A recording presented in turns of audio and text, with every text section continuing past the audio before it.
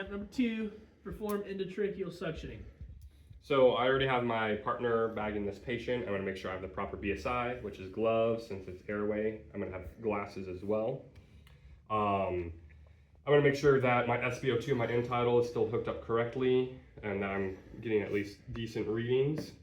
So as my partner is ventilating my patient, I'm gonna make sure that my French catheter is set up and that it's the right measurement as well for the tube. I want to make sure that I have it measured correctly at the sternal notch, around the ear, and up to the nose. I'm going to mark that with my finger.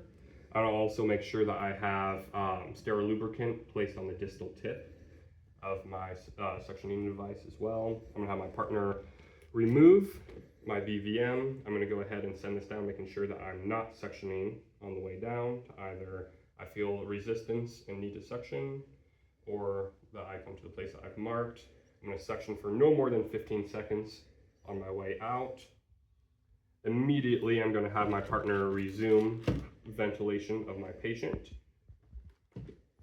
I'm going to go ahead and place my French catheter into my sterile water, which is represented by this red solo cup here, suctioning to make sure that I can clear any sort of occlusions in my catheter as well. I'm going to make sure that I'm still reading my SpO2, that it's above 94%, and that my end tidal CO2 is still correct as well, between 35 and 45. Making sure that my partner is still ventilating the patient every 5 to 6 seconds or 10 to 12 times per minute. How are you preparing yourself for coughing, vagal response, dysrhythmias, or bradycardia? I want to make sure that I have the proper medications, such as atropine or sedation medications, drawn up and ready to administer to my patient if I have any of those findings. Why would excessive suctioning decrease PO2?